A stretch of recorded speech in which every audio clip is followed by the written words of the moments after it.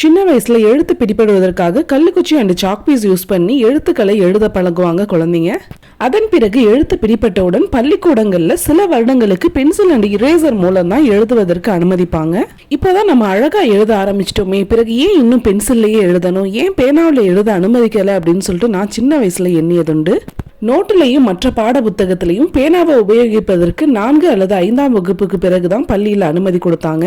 அதற்கான காரணம் எனக்கு அப்போ புரியல, ஆனா இப்போ புரியுது. சிறு வயதுல தவறு செய்யும் போது அதை எளிதாக நம்மளால திருத்திக் கொள்ள முடியும், பென்சில்ல எழுதிட்டு இரேசர் மூலமா அதை அழிக்கிற மாதிரி. ஆனா வளர்ந்து பெரியவர்களான பிறகு நம்ம செய்யக்கூடிய தவறுகளை அழிப்பது கடினம்.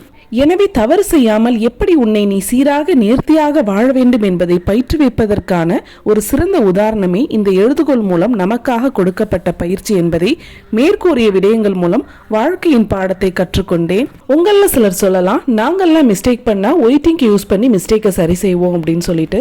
என்னதான் ஒயிட்னர் யூஸ் பண்ணி நம்ம செஞ்ச மிஸ்டேக்கை அழிக்க நினைத்தாலும் அந்த இடம் வடுவாகி தவறிழைத்த தடயத்தை விட்டு செல்லும்ங்கிறத உங்களுக்கு நினைவூட்டி, அத்துடன் பென்சிலுக்கு பின்னால் கூடவே இருந்து கொண்டு நம் தவறை அழிக்க உதவி செய்து தன்னையே கொஞ்சம் கொஞ்சமாக நமக்காக கரைத்துக் கொள்பவர்கள் தான் நம் பெற்றோர்கள் என்பதை நினைவூட்டியவாறு என் காணொலியை முடித்துக்கொண்டு உங்களின் பொன்னான கருத்துக்களை பதிவிட்டு செல்லுமாறு கேட்டுக்கொள்கிறேன். இந்த வீடியோ உங்களுக்கு பிடிச்சிருந்தா மறக்காம நம்ம சேனலுக்கு லைக் பண்ணி சப்போர்ட் பண்ணுங்க. உங்களுடைய லைக்ஸ் அண்ட் சப்போர்ட் எனக்கு ரொம்பவே மோட்டிவேஷனலா இருக்கு. வீடியோவை சப்ஸ்கிரைப் பண்ணாம பார்த்துட்டு இருந்தா உடனே சப்ஸ்கிரைபும் பண்ணிடுங்க. இன்ஷா அல்லாஹ் நெக்ஸ்ட் வீடியோல உங்களை மீண்டும் சந்திக்கிறேன். Until then, bye from Sajako.